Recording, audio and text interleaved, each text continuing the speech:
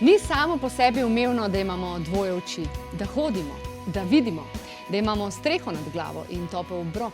In potem se vprašamo, polovica zahodnega sveta je nesrečna, pa imajo vsega v obilju. Medtem, ko pa recimo ljudje v manj razvitih državah živijo v pomanjkanju, pa skačejo, se veselijo in hkrati pravzaprav radostijo življenju. Ne? Zakaj, ko pa nimajo nič? No, torej, smo najprej srečni ali hvaležni. Vanja, lepo pozdravljena. Zdaj, ko smo se spraševali te stvari, sem v eni izmed revij zasledila, da si pravzaprav ti začela s pisanjem v hvaležnico, torej v neki stari zeleni obliki. Ja. Tista je bila v bistvu prva izdaja Jasminine hvaležnice. A bi lahko rekla tako za začetek, se ti življenje recimo takrat, ko si začela pisati torej svoje hvaležnice, kaj spremenilo? Zelo. Na vseh področjih v bistvu. Ko sem dobila hvaležnico za rojstni dan, za darilo, se je v bistvu že po enem mesecu, ko sem začela opisovati noter stvari, za katere sem hvaležna, se je začelo dogajati na vseh področjih mojega življenja. Pa si že kdaj prej sploh razmišljala o tem, da bi pisala te stvari? Ja, v bistvu sem že brala veliko o tem. Vsi ti life coachi so pač pisali o tem, kako močna energija je, ko beremo oziroma ko pišemo svoje hvaležnosti, zakaj smo hvaležni. No, pa sem pa še jaz dobila to priliko, da sem lahko še opisovala te stvari noter in se je začelo vse spreminjati. Da imaš rojstni dan drugače. Vprašate zato, ker je Jasmina v tem času izdala že novo, tako da ti tudi podarja, evo, da boš lahko nadaljevala, ne? Ja, in seveda širila to srečo, ki pol prihaja od znotraj, ne? Ja. Zdaj povej mi, rekla si, da si ti konkretno spremenila. Kaj točno? Zdaj me res firbac mantra. Kako pa začneš življenje dojemati? V bistvu najprej, kar sem opazila, je, zelo nezadovoljna sem bila s svojo službo. In zelo dolgo sem se sam pretoževala in kako sem jaz Boga, ker moram delati tukaj in še prijateljica zraven in pa sem še njo zavlekla v to, kako hudo je tukaj delati. No? In pa sem pa začela razmišljati, da v bistvu kako zelo hvaležna sem lahko, da sploh imam službo. Ker sem začela razmišljati, koliko ljudi je pa sploh nimajo in koliko sploh ne morajo, ne vem, plačati položnice. Ali, ne? In pa sem začela na tej spremembi delati, opisovati, kako sem hvaležna za svojo službo. Pa se mi je pa začelo, da sem začela pisati prošnje in da sem začela počasno na razgovor hoditi in hmalo bi šla nova služba. No, ko zdaj večinoma ljudi bi rekli, ja, kaj rabim jaz to pisati, si v glavi si dam te, zakaj vse sem hvaležna, ne? Ampak je efekt, ko ti to pišeš, ne? Na papir. Jaz sem prej veliko brala. Vse sem razumela, v teoriji je bilo meni vse jasno, sem rekla, vse sem hvaležna, pa vse se zahvalim vsako stvar. Ampak čisto druga je, ko sem pa začela pisati, ker sem se tudi vsak večer, ko sem šla spat, sem dala hvaležnico pod pošter in sem prav tak, če že kak dan nisem, da sem pozabila mogoče napisati, sem se bolj spomnila, sem se po noč zbudila, sem rekla, le nisem napisala danes, zakaj sem bila hvaležna danes. In sem jo pa vzela ven in sem tudi sredi noči napisala. A si kdaj pol za nazaj jih brala? Ja. In kakšni so občutki? Ta zeleno imam celo polno, no, Ja? in res sem videla rezultat, no.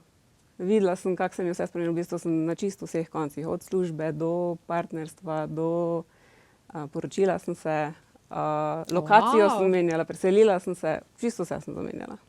Zdaj pa seveda si bo pogledala, kaj mislijo Alja, Eva in pa seveda še en gospodič vmes, da nam rekel, da samo punce dajemo o hvaležnosti. Poglejmo. Ljudje ne morejo živeti za ta trenutek in že v parih sekundah pozabi, da je diplomiral in se posveti nečemu, česar ni dosegel. To je recimo velik problem pri ljudeh, se pravi, da pozornost posvečajo tistemu, česar ni. Vemo pa vsi, da energija in zakon privlačnosti deluje, da pač tistemu, čemur posvečaš pozornost, tisto raste. Zato pač se mi zdi zelo pomembno, da najdemo to neko razmerje. Ja, pa da se trenira hvaležnost na nek način. Predvsem to. To imam, s tem sem zadovoljen, kako lahko to izboljšam. Ne tisto, kar vedno iskanje za ničem drugim. Vemo, kaj govorijo. In da tiste zadnje pol urce nekako grem v miru spat, se pravi tudi kratka meditacija, sproščanje, čemu sem hvaležen tisti dan bil in tako da grem v noč miren, da nisem razburjen, ker noč ima svojo moč in da sem pol zjutraj tudi... Miritev, ne? Miritev uma zvečer. Tako, midve z Vanjo danes torej govoriva o hvaležnosti. Zdaj še nekaj me zanima, ne? Zdaj, če pogledava kakšne bogataše na tistih luksuznih jahtah, ne? Obedujejo v finih restauracijah, pa vse niso srečni, ne? Ogromen stresa imajo, prevelik delajo in tako naprej, ne? A je to v bistvu problem vseh ljudi v tem modernem svetu, ne? Da kljub temu, da nekaj imamo, pa hočemo še več, pa nič nam ni dosti, ne? Je to en problem? Ja, sigurno, da je, ja. Po mojem moraš biti do neke mere, neka meja mora biti, se pravi neko ravnovesje mora biti v življenju. Da si srečen do neke mere, dokler te to ne izčrpava. Se pravi, da ne grabiš, da nočeš še več. Se vem, da ko padeš v to, je ful fino, je prijetno, ampak ne pa preveč, po mojem mnenju. Pa je tudi problem, recimo, da razmišljamo preveč mogoče o prihodnosti, da pravzaprav ne znamo živeti v sedanjosti. Ja, da nas skrbi, ne, kako bomo, če se karkoli zalomi, da imamo neko rezervo, ne. Preveč skrbi tudi ni v redu. Ja. Kaj pa, a se ti zdi, da smo ljudje, da se radi tako se delamo, da smo žrtve? Ja, da imamo radi izgovore? Zelo radi. Ker je to najboljša cona udobja. Je, ne? Cona udobja. Ja. Torej, tvoje priporočilo je, to me zanima, ko so ravno pri coni udobja, ne? Kdaj pravzaprav stopiti izven cone udobja? Moraš biti res pripravljen, pa prej napisati kakšno bukvo hvaležence, celo, preden se lahko premakneš, ali misliš, da pravzaprav na katerikoli točki v življenju lahko greš torej izven tega udobja? Pri meni sem opazila najbolj, da je vedno tako malo trema, malo je strah, ker je zdaj to nekaj novega. In zato, ker nas je vse strah narediti to spremembo, je pol to ta cona udobja. Jaz takrat to točno vem. Recimo tudi zdaj, da sem prišla, je bilo meni to ti je bilo malo tako, ne? Ja, ne, sem rekla, in ravno zato moram to narediti.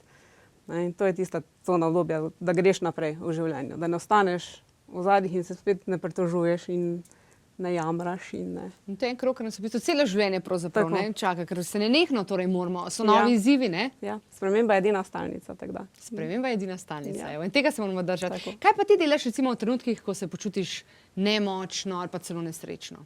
Ja, jokam se in pritožujem, dokler tega ne ozavestim. Ja. In se spomnim spet, da je treba razmišljati malo bolj pozitivno, da najdem eno misel, ko me bo srečila, ne vem, da grem v naravo, da razmislim, kaj hočem naprej, kaj želim naprej. Nekaj, kar me bo en malo srečilo, ali pa nekaj, kar že vem, da me je nekoč. Pa verjameš, da se pravzaprav vse zgodi z razlogom? Sigurno. Tudi slabe stvari? Sigurno. Vse slabe stvari je, za nekaj je dobro vse. Kaj pa bolezni recimo, izgube? Kako v bistvu to doživljaš pol? Kako se v bistvu soočaš s takimi težkimi stvarmi? Tudi to je nek pokazatelj, da nismo na pravi poti v življenju in da moramo nekaj narediti ali glede zdravja, da se moramo, ne vem, več gibati, da moramo bolj zdravo začeti jesti, da moramo nekaj narediti, da bomo malo bolj srečni. Torej, alarme je treba vzeti resno, ne? Tako. Vi pa vzemite zdaj resno tudi aktualne klepetove dogodke. Vabljeni na meditacijski vikend, ki je namenjen začetnikom, tistim, ki želite meditacijo vključiti v svoj vsak dan. Nadvse se veselimo, znova poudarjamo, za začetnike. Vabljeni na vikend za dušo, namenjen posebej ženskam na temo hormonov, pomlajevanja in dobrega počutja. Tokrat prvič na Pokljuki. Pridite z nami, nadihajte se svežega zraka. Ja, spet sva nazaj, ne? Vanja, danes imamo res tako luštno temo, ne? Bi te vprašala, kako pa ti zdaj pravzaprav gledaš, ja, na vso to situacijo, ki se dogaja okoli nas, ne? Koliko si še lahko hvaležna in koliko te to v bistvu vse mečkar ne zabode? Ja, v bistvu jaz sem... Ali te? Seveda me, ni mi vseeno za druge ljudi, sploh za starejše. Pač za njih je treba poskrbeti in sigurna sem, da pač ta virus obstaja. Sam jaz sem si naredila življenje tako, da meni ni osebno veliko hudo. V bistvu mi je kar fajn. V bistvu imam otročka, jaz sem zdaj doma. Pa je to v bistvu recept, evo, otroka mogla narediti, ne v tem času, pa je bilo super. Ob 9 zvečer spimo. Tudi ti? Ja, tudi jaz. O, bravo, no, Jasmina bi bila zdaj zelo ponosna na te. Ona namreč je pristašica tega, da se hodi zelo zgodaj spat. Kdaj pa potem vstajajo zjutraj? 5, 6. Ja, to je ta Jasminina ura. Povej mi še, zdaj, če gledamo recimo na trenutno situacijo, v kateri smo se znašli, ne? A misliš, da bi mogoče ravno pisanje teh hvaležnosti na nek način lahko dvignili ta kolektivno zavest? Jaz mislim, da se to vse dogaja zaradi tega, ker se more dvigniti in se tudi bo v prihodnosti. Zaradi tega, ker je še vedno ogromno ljudi, ko je bolanih. in se bo ravno zaradi tega, ker si bomo želeli več zdravja in bomo hvaležni za tisti vsi, ki smo zdravi in bo taka prihodnost potem. No. Ja, ker zdaj se mi zdi, da je en tak razpon med temo in svetlobo se dogaja. Točno to, ta dvojnost, vse posod govorijo o neki dvojnosti. Govorijo, Amerika je teda razdeljena, ne? Vse je zdaj. Pri nas se že kar zelo delimo, ne? Tudi Slovenci smo ratali, zdaj zelo nastrojeni. Kaj bi se pa spremenili, recimo, če bi živeli in bi nam uspelo torej prestopati in napolniti celo Slovenijo recimo v to energijo ljubezni pa recimo hvaležnosti. To je bilo nekaj najlepše. Namesto straha. Najlepše. To si želim v bistvu tako. Kaj misliš, že pol, da smo ljudje pripravljeni doseči dejansko? Če stopimo v tako fazo. V bistvu vse, kar si želimo. Pač vsak ima svoje želje. Hvala Bogu, nimamo vsi enakih. In to bi bilo pač eno mesto ful ljubezni in lepih odnosov in razumevanja. In negrajanja in obsojanja. In samo ne boje meja, kot pravijo. Tako. Kaj pa ti, kako recimo bi rekla, ne vem, sploh nikoli te to vprašam, ne? Torej, časi so, kakršni so, ampak vseeno, kako v bistvu recimo pomagaš ljudem okoli sebe, ne? Imaš krog ljudi, ki verjamem, da torej niste vsi enaki valovni, pa ne razmišljate vsi enako, ne? Koliko je to tvoje mnenje, glede na to torej, da se zavedaš tega, kaj si želiš, v kakšnem okolju pravzaprav bi rada tudi vzgajala svojega otroka in torej si hvaležna, kako vplivajo te drugi ljudje okoli tebe, recimo bližnji, ki pa se mogoče ne strinjajo s tem, pa so v strahu ali pa so v temi, pa ne vem, so sovražno mogoče nastrojeni, ne? Kako v bistvu sprejemaš te energije njihove? Jaz tudi, ko svetujem najrajši tak, da po svojem zgledu. Se pravi, da sem jaz nekaj prebrodila v življenju, pa sem povedala, kako sem to naredila. Da jih probam čim bolj pozitivno. Jaz sem reči zelo pozitiven človek, jih skušam pač na vse možne načine, da slej ko prej se bo spremenilo, slej ko prej bo boljše. Da naj pač tako začnejo razmišljati. Ne. To je to. To je to, mi pa gre zdaj pogledati. Še dve dami se boste oglasili na temo hvaležnosti in sicer Ljerka Palovec in pa Natalija Verboten. Prvič zjutraj se moraš spomniti, kakšna krasota, da ima dve nogi, pa dvoje rok, pa dvoje oči, pa ušesa, torej sliši, hodi, lahko prime, lahko vse tole in na vse to ni samo po sebi umevno, vse to moraš biti hvaležen. Če pa ne poznaš v sebi hvaležnosti, bo šlo vse to mimo tebe in vse se ti bo zdelo samo po sebi umevno. Ampak hvaležnost, človek veliko krat reče, ja, pa to se mi je zgodilo, kaj bom zdaj hvaležen? Zabavljati znajo vsi, tisti pa, ker imajo, pa ne znajo ceniti. A veste, kaj se pravi, da lahko vidite, da lahko slišite in da lahko imate dve roki, ne da ste brez, pa da morate nič v roke prijeti, a pa noge, da ne moreš hoditi. To se zdi marsikomu samo vse pomembno. Se pravi, zmer si lahko za nekaj hvaležen? Seveda si pa, da imaš za jesti, pa da gledaš malo okrog sebe in vidiš revčke, ki tega nimajo, ne pa ti vsega presit, pa še zabavljaš.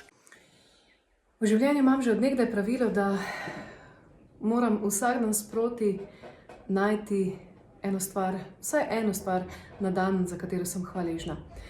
Danes smo na primer z celotno družino skuhali odlično kosilo, smo se podružili ob kosilu, šli na skupen sprehod. To so trenutki, ki nam bodo ostali zavedno v življenju. In že od nekdaj imam to pravilo, da je potrebno najti hvaležnost, najti dobro voljo, optimizem. V bistvu je vse samo stvar odločitve. A se odločiš, da boš videl pozitivno in bo kozarec na pol poln, ali pa boš videl negativno in bo kozarec na pol prazen. Vse dobro in veliko dobrih misli vam želim v letu 2021 in tudi veliko energije za premagovanje vsakdanjih izzivov. Ja, Vanja, zdaj pa recimo, če si tako prijazna, pa poveš, kako so izgledali tvoji začetki, torej pisanja hvaležnice. A je to tako, a si se počutila, tam imaš list papirja in si zdaj misliš, kaj bom zdaj napisala? Kako si se počutila in kako si se lotila tega, torej, da si danes res uspešna pravzaprav pisateljica hvaležnic, ne? Točno tako, prvo sploh nisem vedela, kaj naj bom hvaležna, da sploh ni veliko stvari. Pa sem pa začela tako malo okrog sebe gledati. Ne vem, jaz imam ful rada toplo vodo, toplo bano si rada zvečer naredim, pa sem rekla, kako sem lahko hvaležna, da imam toplo vodo, da imam stranišče svoj, pač take čist banalne stvari, ko so bile okrog mene. Pa prvo sem se tudi tako malo počutila, ker sem hotela, ne vem, konkretno zadevo spremeniti, recimo službo. Pa sem si mislila, pa kako nisem srečna tam, tako se mi je zdelo malo fake, no, Ja. da pač ni stvarno. No. Pa sem se pa tako kar navadila že malo, da sem v bistvu, vse sem vesela, da imam službo, ker sem druge slabe stvari videla. No. Torej tudi v slabi stvari si našla nekaj pozitivnega. To je v bistvu catch. To je catch. To je pa pol, ja, ko sem porajtala, da čisto vse slabo v življenju si je pač za nekaj dobro. No. Wow. Vanja, kaj boš pa recimo danes zapisala in koliko hvaležnic napišeš na dan? 1, 2, 3, odvisno? Hvaležnost je Čisto odvisno. Odvisno. Čisto odvisno od dneva, od tega, kaj sem doživela. A pa jih ponavljaš? Ja, tudi ponavljam. Tudi? Ja. Aha, no recimo, evo, a lahko danes razkriješ kakšno, kaj boš napisala? Da sem hvaležna, da imam zdravega otroka. Oh, wow. Drugače pa verjetno lahko tudi napišemo, ne vem, da smo hvaležni, da dobimo, ne vem, free parking, ne, parkirišče, ali pa ne vem, da če dežuje, da tudi če nimamo marele, imamo pa saj kapuco. Lahko take banalne stvari dejansko pišemo, ne? Ja, sigurno. Kjer je pa recimo tvoja najbolj smešna, ki si jo kdaj za nazaj brala, recimo iz tvoje zelene hvaležnice? Imaš kakšno tako stečeš, kva sem pisala, ali pa, za kakšno stvar sem bila hvaležna, da si celo mogoče danes si ponosna na to, kaj si zapisala? Ja, po moje sem to, da nimam najbolj kosmatih nog. Prav spomnim se, ko sem šla brat zdaj nazaj. Ja. Da ima pač slučajno bil en primer, ko je ena rekla, da izkoz dlake rastejo, rekla, jaz pa nimam s tem takih problemov. Wow, no tudi to je ena izmed rešitev. Zanima me še, a poznaš oziroma si kdaj mogoče obiskala kakšen izvir in tam poskušala vodo, torej si jo natočila, morda odnesla domov? Sem, ja, sem. A tudi to si? Odi, da slišam tvojo zgodbo. Mislim, da je bilo tam nekje na... Nekje v glavnem jasno. Nekje je bilo, vem, da so bile energijske točke, no, in sem pač to vodo spila, pa slišala sem tudi zgodbo, ko mi je en gospod razlagal, da kak si je raka s tem ozdravil. Ker si je zahvaljeval za izvirsko vodo in se zahvaljeval za vsako in je rekel, da si je s tem pač raka pozdravil. No. Wow, torej tudi z izvirsko vodo in pa hvaležnostjo, torej, kot vidite, se da marsikaj doseči, ne? Zdaj, ko boste pa naslednjič seveda uživali ob kosilu ali pa zgolj torej pili vodo, ki priteče iz pipe, pa se spomnite, da tega privilegija torej nima vsak. In bodite hvaležni, ne? Imamo pa za vas tudi še en lušten izziv. Pejte več ven, tudi narava seveda namreč nas zelo osrečuje, sicer pa smo za leto 2021 pripravili tudi datume zdravilne vode za 2021. Kako to lahko pričakirate? Pejte na našo spletno stran klepetobkavi.si in v iskalniku pišite naslov Datumi za zajem izvirske vode v letu 2021. Pa ne bodo vsaj ti datumi recimo razlog, da se odpravite na sprehod do bližnjega izvira.